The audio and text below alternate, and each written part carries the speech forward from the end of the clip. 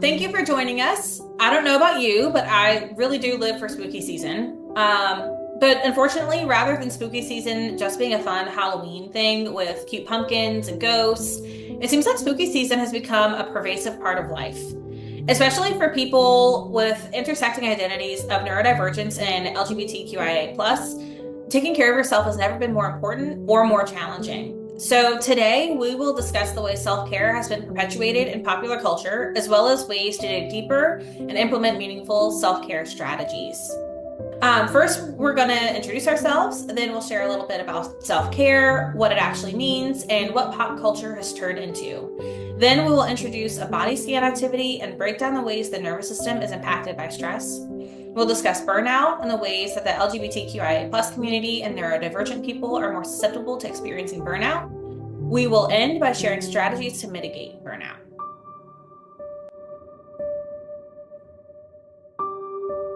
I'm Dr. Megan Long, and I'm an assistant professor of counselor education at Emporia State University in Emporia, Kansas. I am a licensed professional counselor supervisor in Louisiana, a registered play therapist supervisor, a national certified counselor, and a certified rehab counselor. I practice in diverse clinical settings, but everything kind of comes together by linking through an emphasis on neurodivergence. My primary field work has been with neurodivergent and or LGBTQIA+ identifying children, teens, and young adults. Hi, I'm Elizabeth Mills, and I'm a second-year graduate student at Emporia State University, pursuing a master's in clinical counseling. I am currently working as a graduate research assistant for Dr. Long while I earn my degree, but my end goal is to work as a therapist for adolescents and young adults.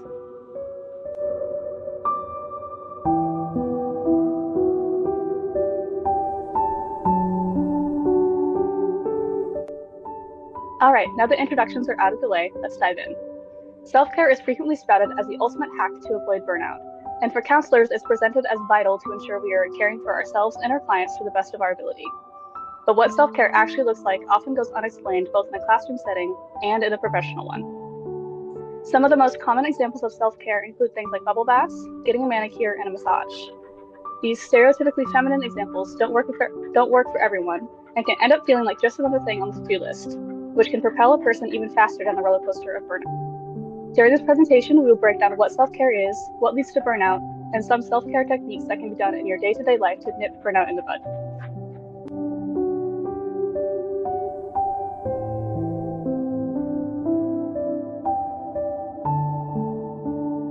While massages and manicures can be nice for those who enjoy being around others to recharge, they are not the pinnacle of self-care that they are touted as. Meaningful self-care is something much deeper and much, much richer. Taking time to recognize your own current state of regulation, another big buzzword, but we don't have to get on another one of my soapboxes just yet. Recognizing what your body needs and engaging in reflective practices to modulate your experience moment to moment can be truly transformative. Lisa Dion, founder of the Synergetic Play Therapy Institute, discusses the critical role of interoception as a precursor to self-modulation. We will cover interoception more in a few minutes, but it is basically your ability to sense internal cues from your bodily and emotional needs. Examples can include your heart beating faster, thirst, or needing the restroom. Rather than seeking out some sort of zen, never bothered demeanor, meaningful self-care allows you to recognize what you are currently experiencing within your own sensory systems and allows you to make small adjustments to your current environment, both internally and externally, to feel more connected to yourself. The goal of these endeavors is not everlasting peace or calm. The goal is to remain connected to yourself, both in pleasant moments and in challenging situations. It's important to note that developing this awareness can be challenging for some neurodivergent folks. Setting reasonable goals, moving at the person's own pace, and integrating interventions that help folks drop down out of their head and into their body in safe, tolerable doses is incredibly helpful.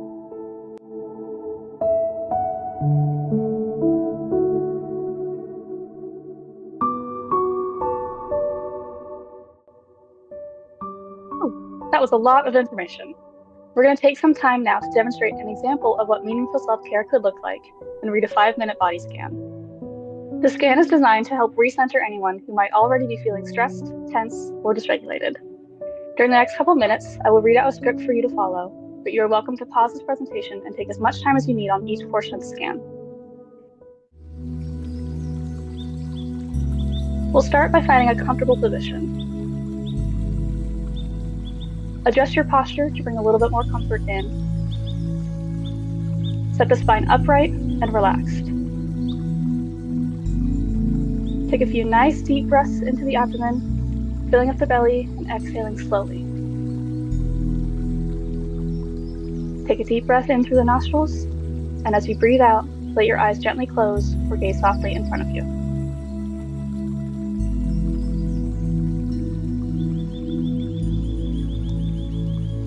Arrive fully in this moment. Let go of thoughts or stories as we return back into this body. Feel into the soles of your feet or wherever your body makes contact with your seat. Notice any sensations, any vibration, pressure, tingling in your body. Feel a sense of support from the ground or seat beneath you. Shift your attention to your thighs and feel gravity pulling you down slightly. You may remember that you're supported and safe in this moment. Now, bring awareness to your shoulders. Allow a sense of relaxation and softness throughout your body. Bring attention to the space between the eyes and the muscles of the face and jaw. Just allowing them some kindness now.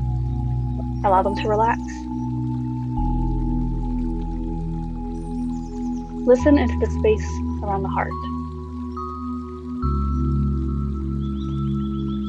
Now listen deeper. Ask yourself, what am I needing most? See what arises. Perhaps it's a sense of calm or balance. Or maybe it's growth, or strength, or self-trust. Perhaps it's a sense of connection. Maybe it's love.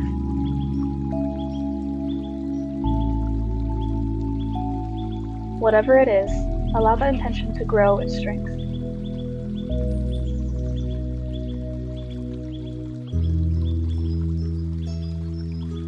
Allow it to fill up the space of the heart.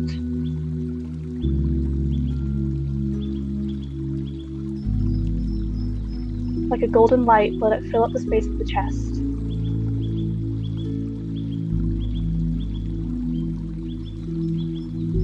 Allow that intention to find what you are most needing right now to fill up your body.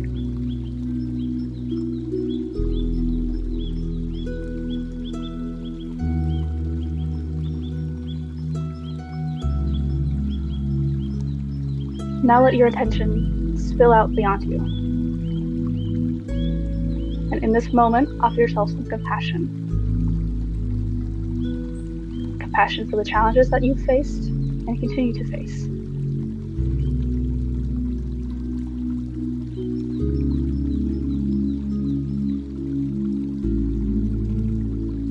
Offer yourself a sense of ease, a sense of nurturing.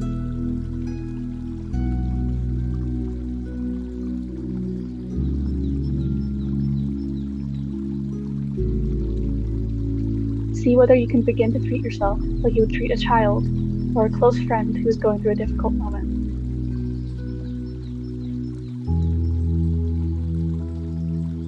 And in any difficult moment, asking yourself, can I simply be kind to myself right now?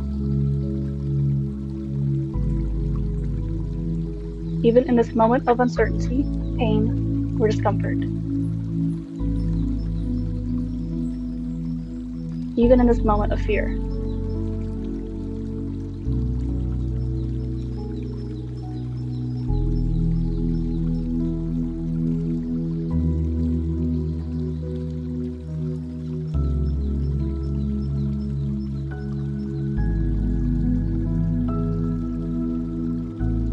Now, let go of that intention. Come back into the body, into the environment.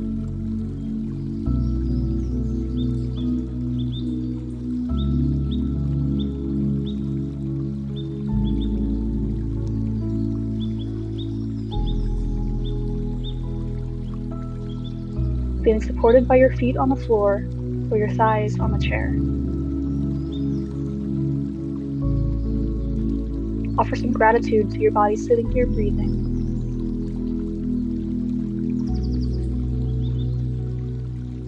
And gratitude for the community that is sitting here together.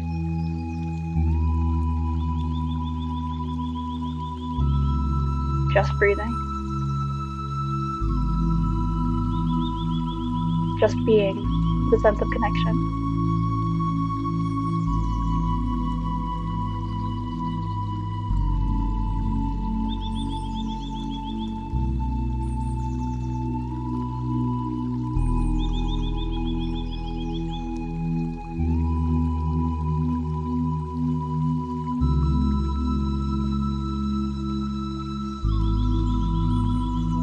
And when you're ready, gently open your eyes and bring some movement back into your shoulders, your fingers, and your hands.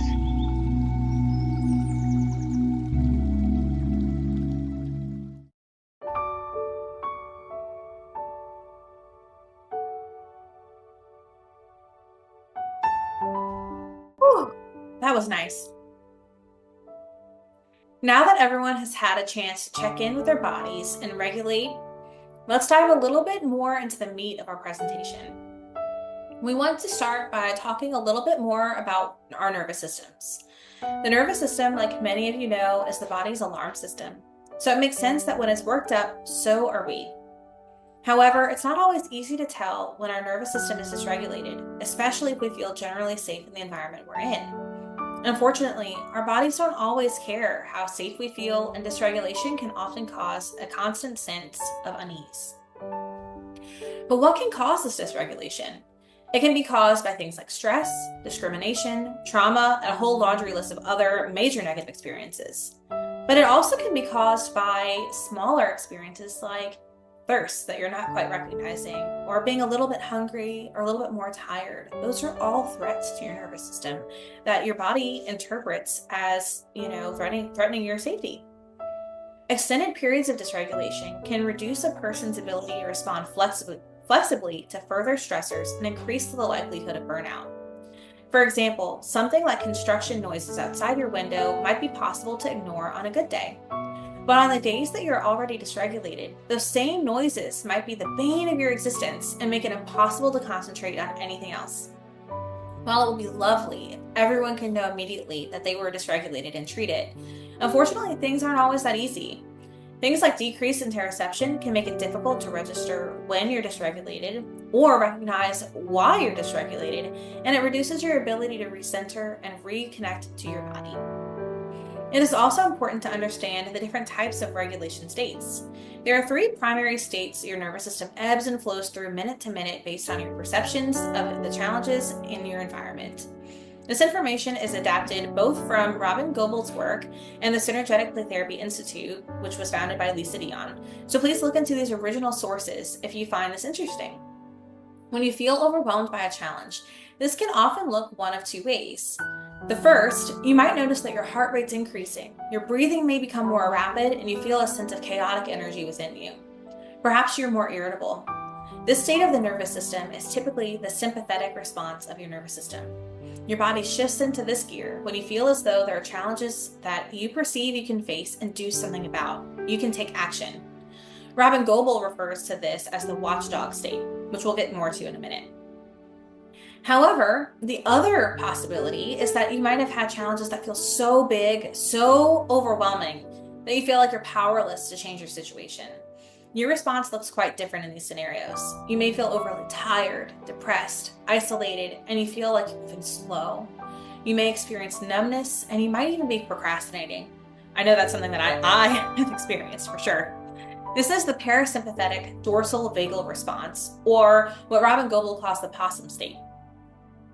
Then, when you experience a challenge, you'll feel as though you're connected to yourself, you can handle the situation, and you no longer feel overwhelmed. You can return to a state where you're able to make conscious choices, display your emotions, all of them. Calm is not the goal here, and you can likely communicate more readily. This is a mindful state where you remain attached to yourself. This is the parasympathetic ventral vagal state, or what Robin Goebel refers to as the owl brain state. In this state, you may still feel angry or sad or challenged in some way, but you also feel as though you were in more control. Lisa Dion often says the goal is not calm, it's attached to yourself. Let's break this down a little bit more.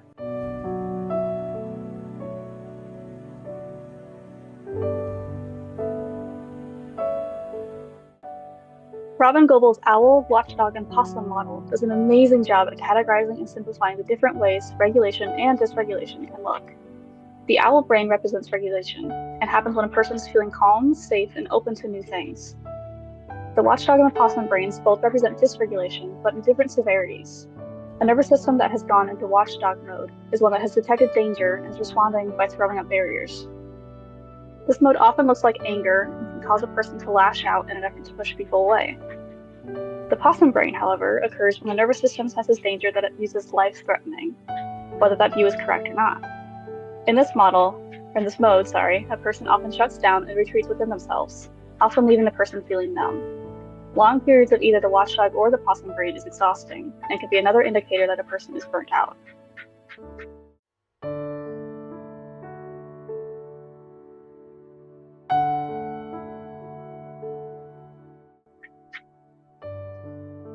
Moving on toward interoception, I want to talk a little bit more about what this is and how it impacts this entire process and can impact burnout. Interoception is the body's ability to perceive, identify, and understand internal signals. It's how we know when we're tired, in pain, hungry, the list goes on and on.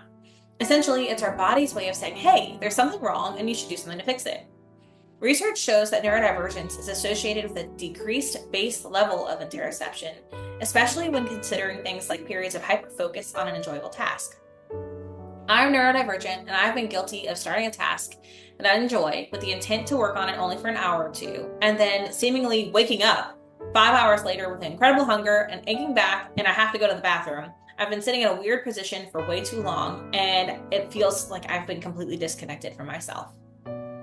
While a decreased level of interoception can be viewed as a tool in certain situations, it doesn't mean that it's healthy. It can make it significantly more difficult to tell when you're overstimulated in need of a break, which in turn can lead to a lowered ability to self-regulate and an increased likelihood of burnout. When the body's interoception ability is dysregulated, it can cause emotional dysregulation that is next to impossible to actually treat. The person is often unaware of what is actually causing the emotional dysregulation, which leads them to treat the surface level problem without getting to the roots of the issue. Interoception, again, our ability to notice and interpret the signals our body sends, doesn't always come easy for neurodivergent people. Part of this is rooted in the way the nervous system processes the constant flood of sensations coming from both the outside world and inside the body. While external sensory input, like sounds, lights, or textures, feels overwhelming or inconsistent, the quieter internal signals like hunger pangs or a racing heart can get lost in the noise. What might be a whisper for one person is barely audible for another who is already working hard to regulate their sensory environment, and this can vary so much from person to person. Communication adds another layer of challenge. Even when a neurodivergent person does detect their internal state successfully, putting it into words can be very tricky. Language may not come as quickly, or the act of translating bodily sensations into speech may not feel natural. I don't know or I'm fine often surfaces, not as dismissals, but as the most accurate way to capture a vague or confusing internal experience. These responses deserve to be honored as valid because they reflect the real gap between sensation and expression. There are also two different ways that can come up for neurodivergent people. Some is that neurodivergent people often recognize that multiple feelings are present at once and have difficulty assigning one as the primary emotion. And the other would be alexithymia. So alexithymia can deepen this gap because the difficulty is not just in describing the emotions, but in recognizing them at all. The body may tighten, the chest may flutter, and a person may recognize those things with interoception, but not be able to make meaning out of those sensations.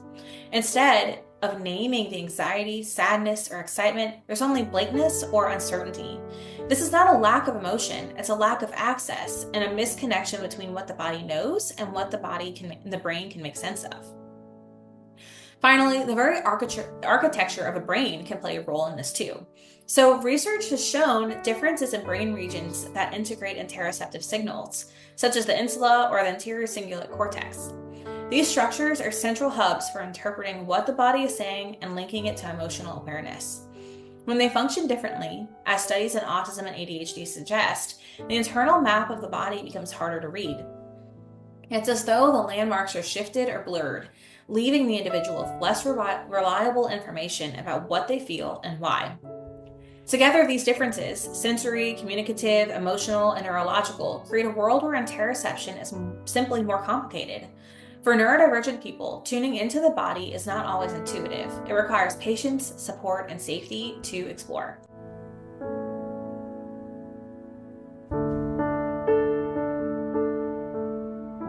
Shifting into burnout, we can take this a little bit deeper. Much like self-care, the word burnout is frequently thrown around without a thought as to what it actually means. I always think of my counseling classes back in the day and how some professors are constantly saying, hey, don't forget to practice self-care or you're going to burn out. I've even been guilty of saying this to my students or my supervisees.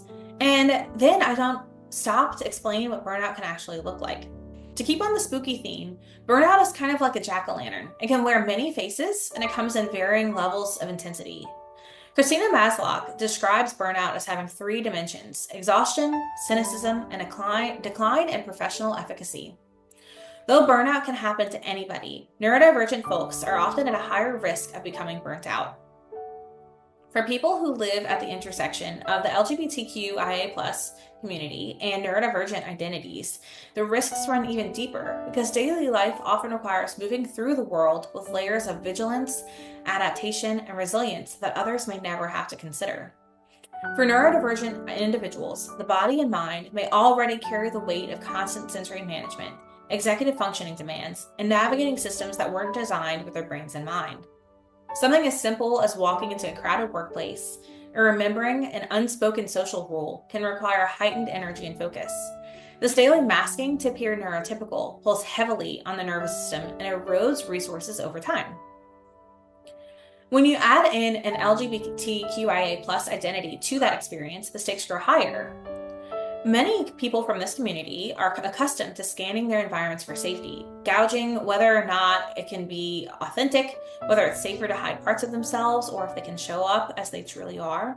This kind of vigilance, especially environments that range from subtly invalidating to outright hostile, mirror the draining process that neurodivergent individuals know so well, masking, editing, and translate their self to fit the expectations around them.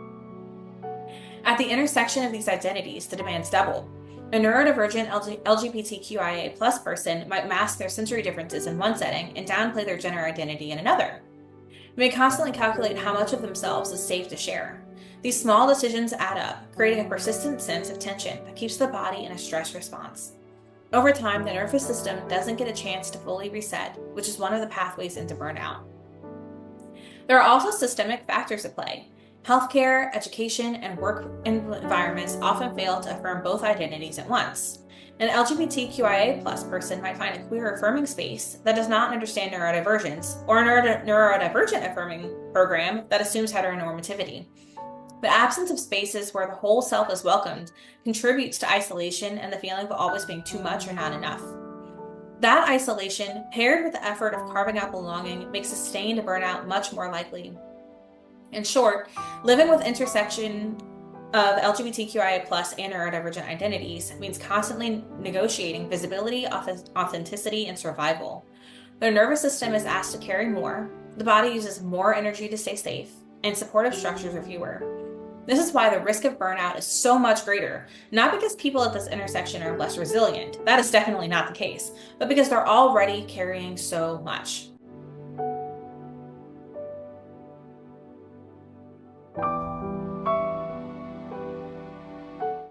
Neurodiversity is the idea that differences in the human brain, how people think, learn, process information, and experience the world, are part of the natural variation of humanity, much like differences in race, gender, or personality.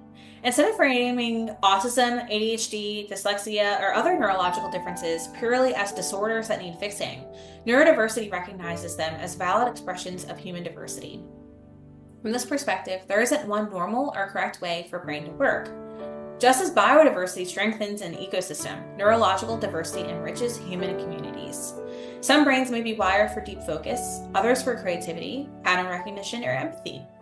These differences bring unique strengths and perspectives, even as they may also bring challenges in environments that are structured around neurotypical norms. Importantly, neurodiversity does not mean ignoring the very real struggles that can come with certain conditions. Rather, it is emphasizing that these challenges are often magnified by systems and expectations that don't accommodate differences. A child with ADHD, for example, may thrive in a hands-on, flexible learning environment, but struggle in a rigid, sit-still classroom. The difficulty lies less in the child's brain itself and more in the mismatch between the child and their environment. At its core, the neurodiversity paradigm is both a scientific recognition of human variation and a social justice movement, not unlike the gay rights movement of the recent past and the current trans rights movement.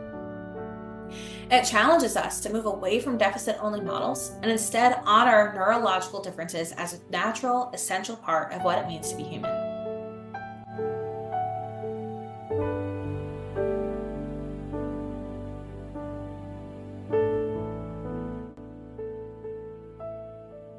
As we mentioned before, ADHD is commonly associated with a decreased level of interoception, which can make it difficult for people with ADHD to tell when they are nearing their limit and need to take a break. While that can be beneficial in some scenarios, it can become problematic when it comes to avoiding burnout in school and professional settings. This is made especially prevalent when students move from high school, a highly structured environment where most of their day is planned out for them, to college, where the student suddenly has immense control over their day-to-day schedule. For a neurotypical student, that lack of structure often isn't an issue, and many are able to create their own structure if they need it. But a student with ADHD often needs to work significantly harder to accomplish the same goal. As a result, college students with ADHD are significantly more likely to drop out of college than their neurotypical peers. They're also more likely to drop classes or enroll in fewer overall at a time.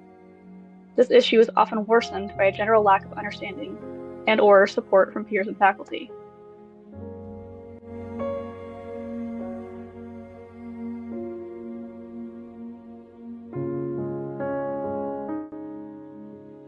Burnout is a word most people know. It describes that heavy exhaustion after too much stress and not enough rest. The kind of thing you might feel after months of overwork, juggling too many responsibilities, or pushing through without a break. In typical burnout, the cause is often prolonged external stress, and the recovery usually involves rest, time off, and recalibrating boundaries. It is unpleasant, but with adequate support, many people regain their energy and return to baseline. I often see this in support communities for therapists, where someone says, I'm feeling really burnt out, I don't know what to do. And then there will be comment after comment after comment saying, take a long weekend, take an afternoon off, go do something fun for yourself. And while those are, great suggestions, they're not applicable in every situation. I think it's very important for us to also discuss autistic burnout and how it is something altogether different from typical burnout. Imagine living in a world where the rules are not written for you, yet you are expected to follow them flawlessly every single day. For autistic people, this often means masking, which is suppressing natural ways of communicating, managing sensory overload, and performing social correctness to be accepted. It also means navigating environments that are not built for autistic nervous systems. Fluorescent lights, constant noise, shifting expectations, and a lack of predictability. This isn't distress, it's a continuous drain of energy that seeps into every layer of life. When autistic burnout sets in, it is not just mental fatigue. It can feel like the entire body and mind shut down. Skills that once felt manageable, speech, executive functioning, emotion regulation, may suddenly slip away. Everyday tasks like showering, cooking, or answering a text may feel impossible. There is often a deep sense of loss. I used to be able to do this. Why can't I now? And unlike standard burnout, it's often not relieved by a long weekend or a short vacation, because the demands that caused it don't disappear. They're woven into the daily fabric of living. Another difference lies in duration. While typical burnout can last weeks or months, autistic burnout often lingers for much longer, sometimes years, because recovery requires more than just rest. It requires rethinking environments, reducing masking, receiving genuine support, and being able to live in alignment with one's neurotype. For some, it may mean permanently lowering demands or restructuring life to prevent recurrence. And late recognized autistics, it can be even harder because there's also the acceptance of disability that has to occur. So while both forms of burnout are valid and require support and adjustment, for those who have intersecting identities of LGBTQIA+ and neurodivergence, there's a core of exhaustion and overwhelm. And autistic burnout is distinct in its roots and its impact. It's not only about being tired, it's about the cumulative weight of trying to survive in a world that demands constant adaptation. And recovery is not just about rest, it's about finding spaces where being autistic and LGBTQIA+ is not something to mask or manage, but something that's honored and supported.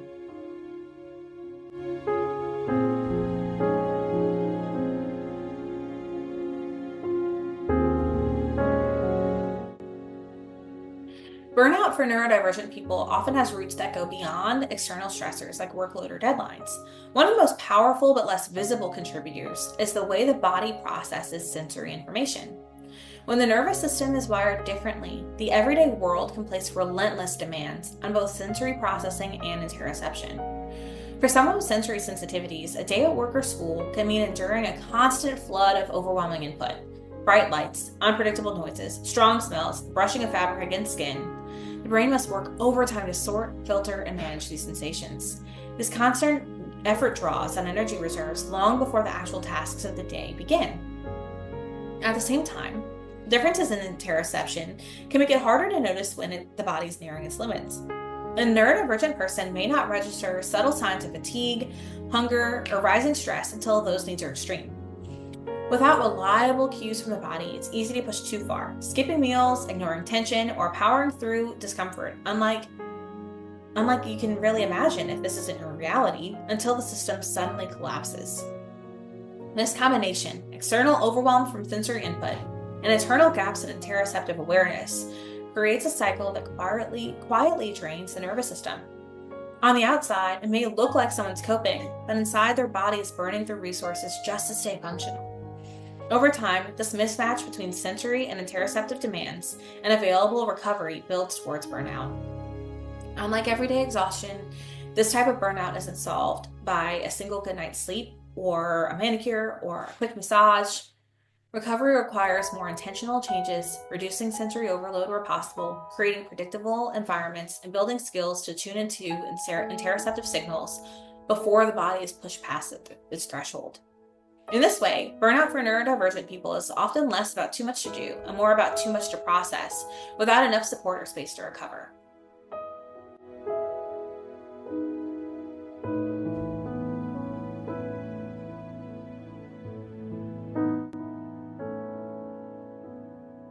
When it comes to people in the LGBTQIA+ community, burnout is made more common by things like homophobia, transphobia, and a general prejudice against the community.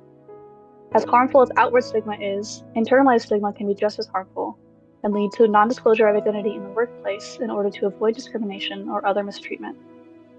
Slurs, microaggressions, and exclusion from community can all increase the likelihood of burnout within the LGBTQIA community. For transgender and non-binary folks specifically, things like misgendering and being called by a dead name significantly increases burnout likelihood even further.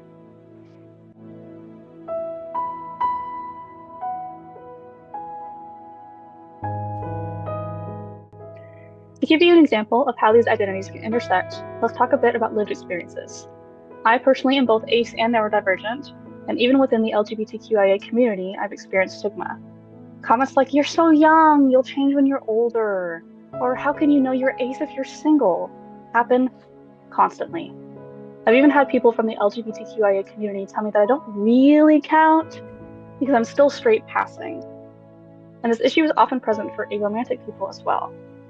The neurodivergent side of my identity is a whole different ball field, but I tend to have an easier time explaining why I struggle with schoolwork sometimes than I do explaining what being ace means to someone who's never heard that term.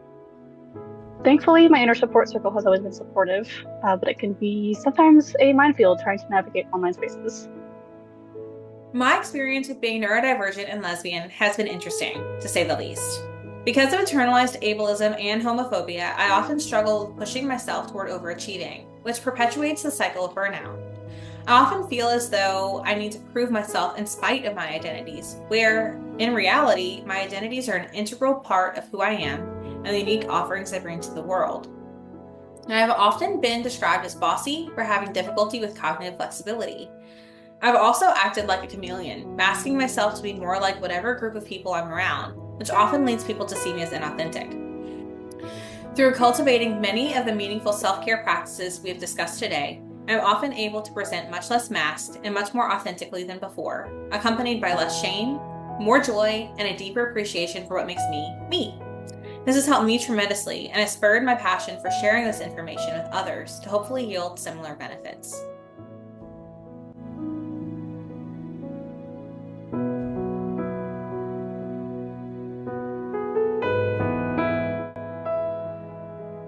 We also wanted to take a moment to acknowledge that being part of the BIPOC community also has a very profound effect on the level of burnout a person is experiencing. Though we don't cover this in our presentation, it is still incredibly important and deserves its own presentation to fully explore the ways that being a part of the BIPOC community can cause a person to experience burnout.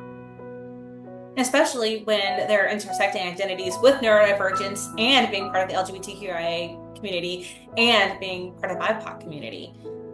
But again, that would be a completely separate presentation. We just felt like it was important to honor that is the lived experience for a lot of folks, and it deserves to be recognized, studied, and treated carefully.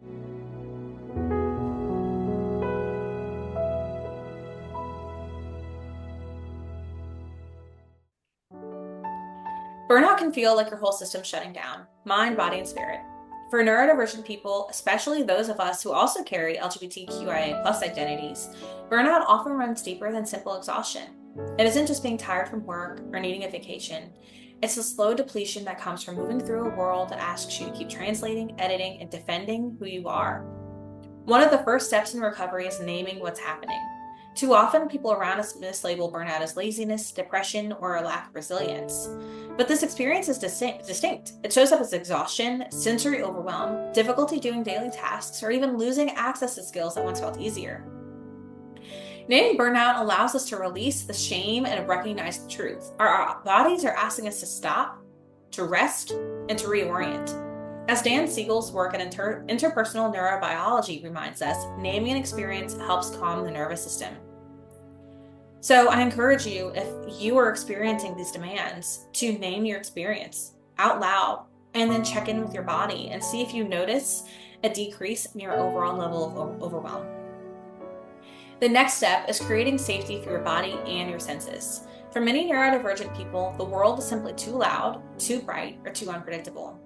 At the same time, interoception, our ability to notice hunger, fatigue, or rising stress, may not always give us reliable cues. That combination makes it easy to push beyond our limits without realizing it. Protecting your nervous system might mean building sensory refuge, like soft lighting, quiet time, clothing that feels good on your skin, or intentionally carving out spaces where you don't need to mask your true self.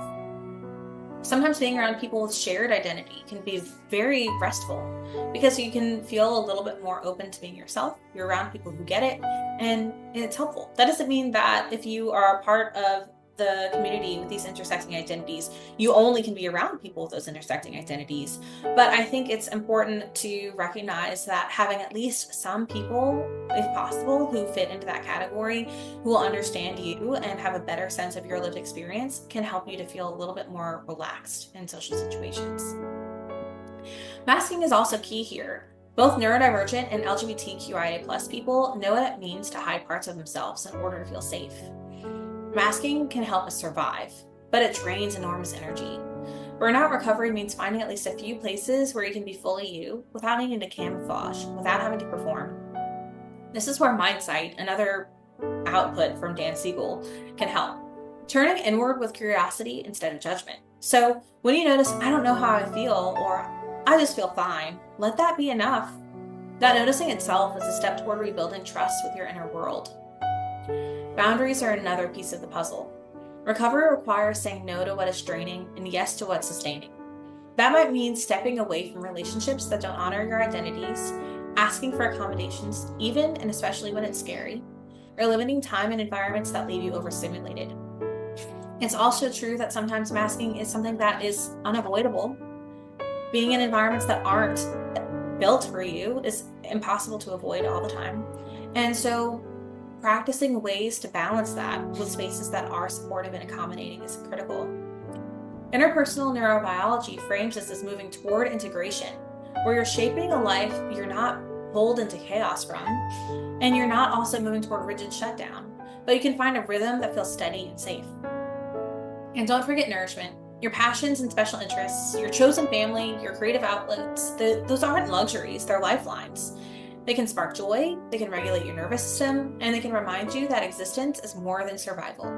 Whether it's queer community spaces, a hyper-focused hobby, or even quiet connection with someone who truly sees you, these moments feed back into your resilience. Finally, remember that healing happens in community.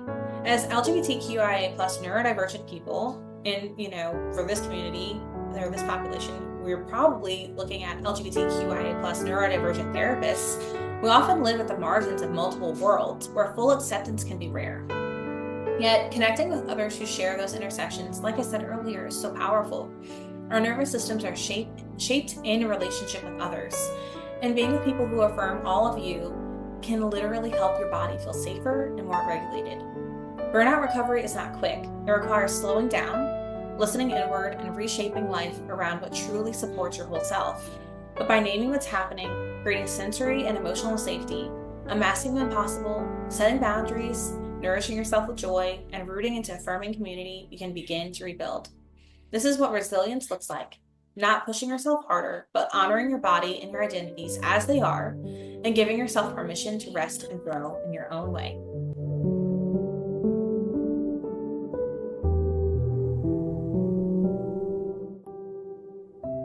Building interoception is one of the most powerful tools for supporting regulation. When you tune into what your body is whispering, or sometimes shouting, depending on whether you're sensory sensitive or sensory seeking, you gain the ability to practice moment-to-moment modulation of your regulation states. In other words, you can consistently notice when you're starting to drift out of balance, either toward hyper or hypoarousal, and bring yourself back into that state where you feel connected to yourself. For many neurodivergent people, these internal signals aren't always easy to catch. So that's where external supports in your environment can act like bridges. Having alarms, visual schedules, calendars, task analysis boards, those can become more than organizational tools. They can become reminders to pause and check in with yourself. An alarm on your phone can prompt, "Have I had water?" A visual schedule can make the invisible demands of the day more predictable. That can reduce the background stress that blocks interoceptive awareness. And task analysis, which is breaking a big demand into smaller steps, help you keep connected to your body as you move through each stage, rather than losing yourself in overwhelm.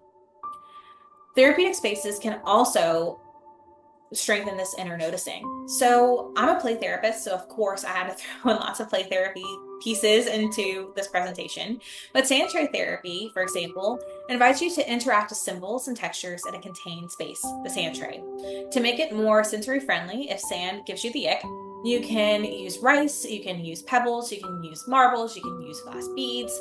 There are so many different ways you can do this, but you're giving space to choose figures, notice patterns, how your body responds, and then also encourage breathing shifts, muscles that can tighten or loosen. And then with gentle guidance from the therapist, you can practice linking those shifts to meaning. When I place this figure here, my chest feels tight. Maybe I'm holding some anxiety. Sand tray becomes not just play, though play is important, but it's also a practice in interoceptive noticing. Meditation offers another entry point. For some, sitting quietly and scanning the body. What do I feel in my hands, in my chest, in my stomach, as Liz modeled for us earlier, is a direct way to strengthen interoception. For others, this can feel very threatening because it's hard to tune into yourself when you've been turning off those signals for a long time. And it's important to go at your own pace.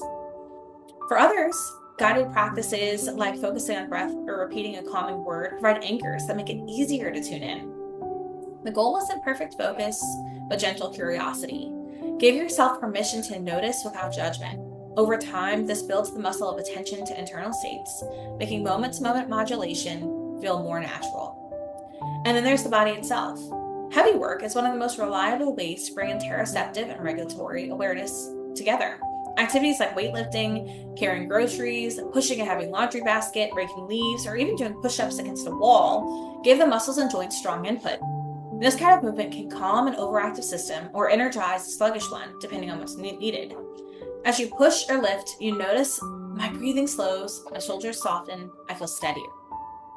These physical anchors can help you recognize and shift states in real time and can help you drop down into your body and out of your head.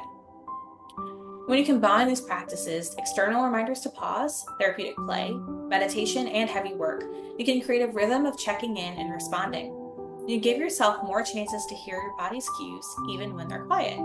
And each time you catch a signal and act on it, you reinforce your ability to practice moment-to-moment modulation of regulation states. This isn't about getting it right every time. It's about building a compassionate practice of noticing, responding, and returning again and again and again until tuning into yourself becomes less of a mystery, less of a challenge, less of something that you intentionally are having to do, and more of a habit of deeply caring for yourself.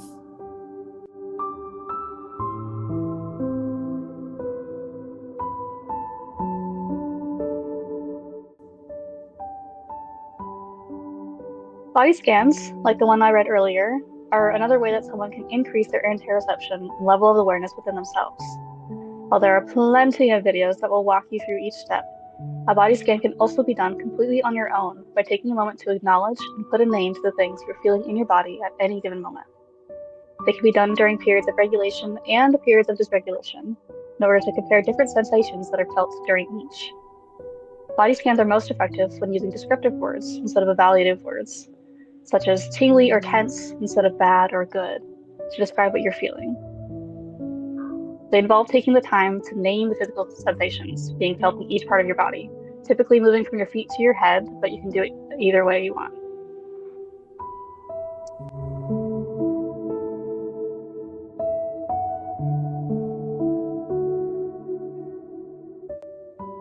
When we move toward mindful breathing practices, Liz found these great graphics that help us to get a sense for what this can feel like. I could stare at these all day long. Mindful breathing can help us improve interoception by giving you a simple, steady anchor to tune into the body's internal signals. When you focus on the rise and fall of your breath, you practice noticing subtle shifts like the pace, depth, or texture of each inhale and exhale. Over time, this builds awareness of other bodily cues as well, such as racing heart or a tightening stomach. In this way, mindful breathing strengthens the connection between body sensation and your conscious awareness, making it easier to recognize and respond to changes in your regulation state.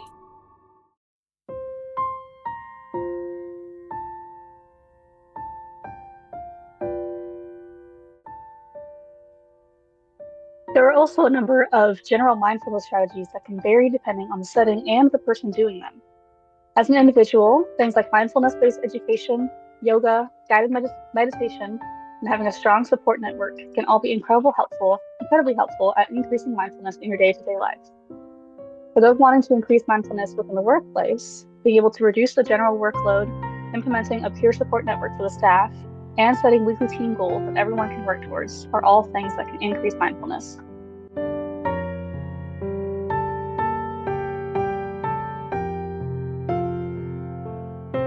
Thank you for joining us today. This topic is one that we are both super passionate about. I hope you learned something you can take with you today to better support yourself and your clients through the seemingly never-ending spooky season. We have our references in the PowerPoint, which you can access, and there's also our contact information if you would like to reach out to either of us with questions or comments, feedback. So thank you very much for your time, and we are so glad that you've been here with us today.